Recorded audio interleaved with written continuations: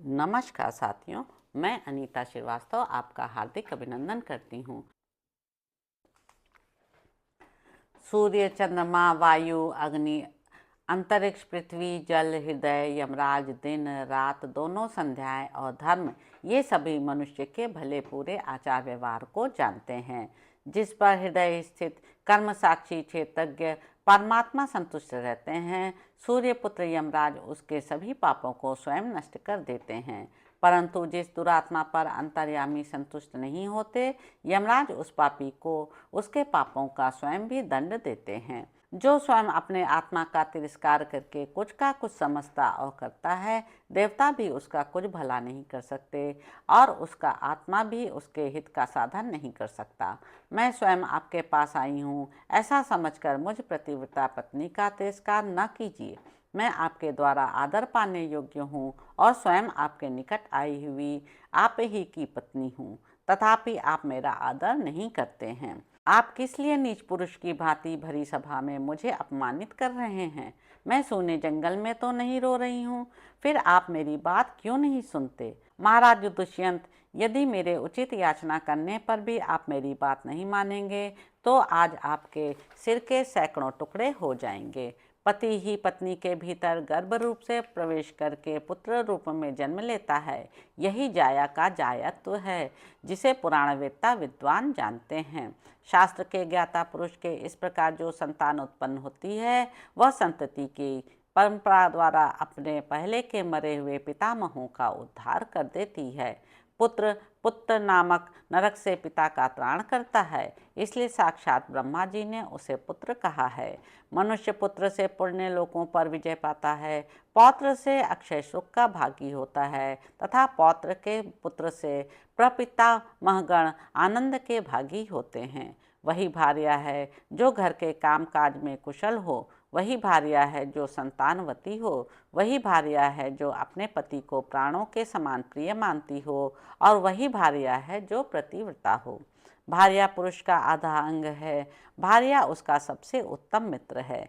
भार्या धर्म, अर्थ और काम का मूल है और संसार सागर से तरने की इच्छा वाले पुरुष के लिए भार्या ही प्रमुख साधन है। जिनके पत्नी हैं वे ही यज्ञ आदि कर्म कर सकते हैं। सपत्नी पुरुष ही सच्चे गृहस्थ हैं। पत्नी वाले पुरुष सुखी और प्रसन्न रहते हैं तथा जो पत्नी से युक्त हैं वे मानो लक्ष्मी से संपन्न हैं। पत्नी ही एकांत में प्रिय वचन बोलने वाली संगनी या मित्र है। धर्म कार्यों में ये स्त्रियां पिता की भांति पति की हितैषणी होती हैं और संकट के समय माता की भांति दुख में हाथ बटाती तथा कष्ट निवारण की चेष्टा करती हैं। परदेश में यात्रा करने वाले पुरुष के साथ यदि उसकी स्त्री हो तो वह घोर से घोर जंगल में भी विश्राम पा सकता है, सुख से रह सकता है। लोक व्यवहार में भी जिसकी स्त्री है उसी पर सब विश्वास करते हैं, इसलिए स्त्री ही पुरुष की श्रेष्ठ गति है। पति संसार में हो या मर गया हो अथवा अकेले ही नरक में पड़ा हो, पतिव्रता स्त्री सदा उसका अनुगमन करती है। साध्वी स्त्री यदि पहले मर गई हो तो परलोक में जाकर वह पति की प्रतीक्षा करती है और यदि पहले पति मर गया हो तो सती स्त्री पीछे से उसका अनुसरण करती है।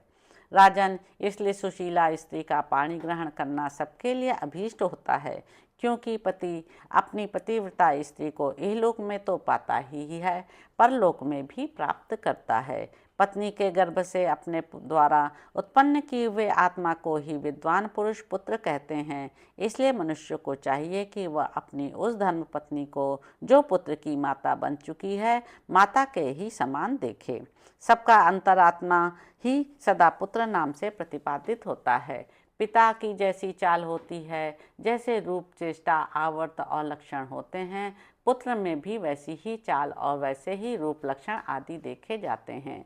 पिता के संपर्क से ही पुत्रों में शुभ अशुभ शील, गुण एवं आचार आदि आते हैं। जैसे दर्पण में अपना मुंह देखा जाता है, उसी प्रकार पत्नी के गर्भ से उत्पन्न हुए अपने आत्मा को ही पुत्र रूप में देखकर पिता को वैसा ही आनंद होता है जैसा पुण्यात्मा पुरुष को स्वर्गलोक की प्राप्ति हो जाने पर होता है। जैसे धूप से तपे हुए जीव जल में स्नान कर लेने पर शांति का अनुभव करते हैं, उसी प्रकार जो मानसिक दुख और चिंताओं की आग में जल रहे हैं तथा जो नाना प्रकार के रोगों से पीड़ित हैं, वे मानव अपनी पत्नी के समीप होने पर आनंद का अनुभव करते हैं। जो परदेश में रहकर अत्यंत दुर्बल हो गए हैं, जो दीन और मलिन वस्त्र धारण करते हैं, वे दरिद्र मनुष्य भी अपनी पत्नी को पाकर ऐसे संतुष्ट होते हैं मानो उन्हें कोई धन मिल गया हो। रति, प्रीति तथा धर्म पत्नी के ही अधीन हैं। ऐसा सोचकर पुरुष को चाहिए कि वह कुपित होने पर भी पत्नी के साथ कोई अप्रिय बर्ताव न करे।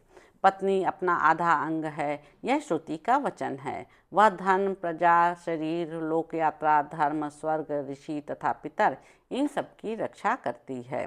स्त्रियां पति के आत्मा के जन्म लेने का सनातन पुण्य क्षेत्र है। ऋषियों में भी क्या शक्ति है कि बिना स्त्री के संतान उत्पन्न कर सके। जब पुत्र धरती की धूल में सना हुआ पास आता है और पिता के अंगों से लिपट जाता है, उस समय जो सुख मिलता है उससे बढ़कर और क्या हो सकता है।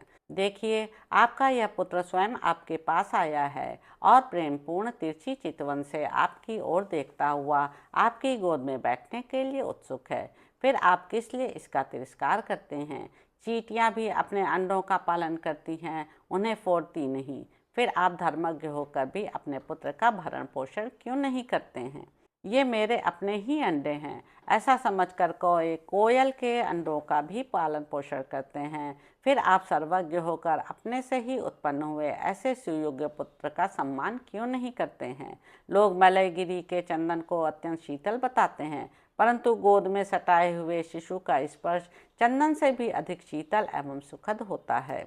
अपने शिशु पुत्र को हृदय से लगा लेने पर उसका स्पर्श जितना सुखदायक जान पड़ता है, वैसा सुखद स्पर्श न तो कोमल वस्त्रों का है, न रमणीय सुंदरियों का और न शीतल जल का ही। मनुष्यों में ब्राह्मण श्रेष्ठ हैं, चतुष्पदों में गौ श्रेष्ठतम है, गौरवशाली व्यक्तियों में गुरु श्रेष्ठ है और स्पर्श करने योग्य वस्तुओं में पुत्र ही सबसे श्रेष्ठ है। आपका यह पुत्र देखने में कितना प्यारा है। यह आपके अंगों से लिपटकर आपका स्पर्श करे। संसार में पुत्र के स्पर्श से बढ़कर सुखदायक स्पर्श और किसी का नहीं है।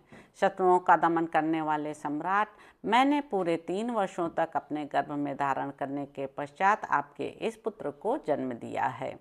यह आपके शोक का विनाश करने वाला होगा। पौरव, पहले जब मैं सौर में थी, उस समय आकाशवाणी ने मुझसे कहा था कि यह बालक 100 अश्वमेध यज्ञों का अनुष्ठान करने वाला होगा। प्रायः देखा जाता है कि दूसरे गांव की यात्रा करके लौटे हुए मनुष्य घर आने पर बड़े स्नेह से पुत्रों को गोद में उठा लेते हैं और उनके मस्तक सूंघकर आनंदित होते हैं। पुत्रों के जात कर्म संस्कार के समय वेदज्ञ ब्राह्मण जिस वैदिक मंत्र समुदाय का उच्चारण करते हैं, उसे आप भी जानते हैं। हे बालक, तुम मेरे अंग अंग से प्रकट हुए हो, हृदय से उत्पन्न हुए हो। तुम पुत्र नाम से प्रसिद्ध मेरी आत्मा ही हो। अतः वत्स, तुम 100 वर्षों तक जीवित रहो। मेरा जीवन तथा अक्षय संतान परंपरा भी तुम्हारे ही अधीन है। अतः पुत्र, तुम अत्यंत सुखी होकर 100 वर्षों तक जीवन धारण करो। यह बालक आपके अंगों से उत्पन्न हुआ है, मानो एक पुरुष से दूसरा पुरुष प्रकट हुआ है।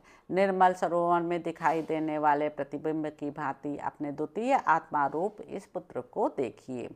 जैसे गार्हपत्य अग्नि से आहवनीय अग्नि का प्रणयन होता है, उसी प्रकार यह बालक आपसे उत्पन्न हुआ है, मानो आप एक होकर भी जब 2 रूप में प्रकट हो गए हैं। राजन, आज से कुछ वर्ष पहले आप शिकार खेलने वन में गए थे। वहाँ एक हिंसक पशु के पीछे आकृष्ट हो आप दौड़ते हुए मेरे पिताजी के आश्रम पर पहुँच गए, जहाँ मुझ कुमारी कन्या को आपने गांधर्व विवाह द्वारा पत्नी रूप में प्राप्त किया।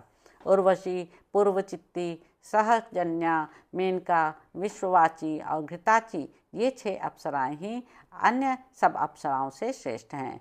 उन सब में भी मेनका नाम वाली अप्सरा श्रेष्ठ है, क्योंकि वह साक्षात ब्रह्मा जी से उत्पन्न हुई है। उसी ने स्वर्गलोक से भूतल पर आकर विश्वामित्र जी के संपर्क से मुझे उत्पन्न किया था।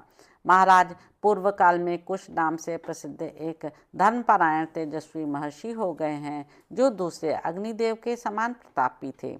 उनकी उत्पत्ति ब्रह्मा जी से हुई थी। वे महर्षि विश्वामित्र के प्रपितामह थे। कुश के बलवान पुत्र का नाम कुशनाभ था। वे बड़े धर्मात्मा थे। राजन, कुशनाभ के पुत्र गाधी हुए और गाधी से विश्वामित्र का जन्म हुआ। ऐसे कुलीन महर्षि मेरे पिता हैं और मेनका मेरी श्रेष्ठ माता है। उस मेनका अप्सरा ने हिमालय के शिखर पर मुझे जन्म दिया, किंतु वह असद व्यवहार करने वाली अप्सरा मुझे पराई संतान की तरह वहीं छोड़कर चली गई। वे पक्षी भी पुण्यवान हैं जिन्होंने एक साथ आकर उस समय धर्मपूर्वक अपने पंखों से मेरी रक्षा की। शकुंतों ने मेरी रक्षा की, इसलिए मेरा नाम शकुंतला हो गया। तदंतर महात्मा कश्यप नंदन कण्व की दृष्टि मुझ पर पड़ी। वे अग्निहोत्र के लिए जल लाने के हेतु उधर गए थे। उन्हें देखकर पक्षियों ने उन दयालु महर्षि को मुझे धरोहर की भांति सौंप दिया। वे मुझे अरणी की भांति लेकर अपने आश्रम पर आए। राजन, महर्षि ने कृपा पूर्वक अपनी पुत्री के समान मेरा पालन पोषण किया। नरेश्वर, इस प्रकार मैं विश्वामित्र मुनि की पुत्री हूँ और महात्मा कण्व ने मुझे पाल पोस कर बड़ी किया है। आपने युवावस्था में मुझे देखा, निर्जन वन में आश्रम की पर्णकुटी के भीतर शून्य स्थान में, जबकि मेरे पिता उपस्थित नहीं थे। विधाता की प्रेरणा से प्रभावित मुझ कुमारी कन्या को आपने अपने मीठे वचनों द्वारा संतानोत्पादन के निमित्त सहवास के लिए प्रेरित किया। धर्म, अर्थ एवं काम की दृष्टि रखकर मेरे साथ आश्रम में निवास किया। गांधर्व विवाह की विधि से आपने मेरा पाणी ग्रहण किया। वही मैं आज अपने कुल, शील, सत्यवादिता और धर्म को आगे रखकर आपकी शरण में आई हूँ। इसलिए पूर्व काल में वैसी प्रतिज्ञा करके अब उसे असत्य न कीजिए। आप जगत के रक्षक हैं, मेरे प्राणनाथ हैं। मैं सर्वथा निरपराध हूँ और स्वयं आपकी सेवा में उपस्थित हूँ। अतः अपने धर्म को पीछे करके मेरा परित्याग न कीजिए। मैंने पूर्व जन्मांतरों में कौन सा ऐसा पाप किया था जिससे बाल्यावस्था में तो मेरे बांधवों ने मुझे त्याग दिया और इस समय आप पति देवता के द्वारा भी मैं त्याग दी गई। महाराज, आपके द्वारा स्वेच्छा से त्याग दी जाने पर मैं पुनः अपने आश्रम को लौट जाऊंगी, किंतु अपने इस नन्हे से पुत्र का त्याग आपको नहीं करना चाहिए। दुष्यंत बोले, शकुंतले, मैं तुम्हारे गर्भ से उत्पन्न इस पुत्र को नहीं जानता। स्त्रियां प्रायः झूठ बोलने वाली होती हैं। तुम्हारी बात पर कौन श्रद्धा करेगा? तुम्हारी माता वेश्या मेनका बड़ी क्रूर हृदय है, जिसने तुम्हें हिमालय के शिखर पर निर्माल्य की तरह उतार फेंका है। और तुम्हारे क्षत्रिय जातीय पिता विश्वामित्र भी, जो ब्राह्मण बनने के लिए लालायित थे और मेनका को देखते ही काम के अधीन हो गए थे, बड़े निर्दयी जान पड़ते हैं।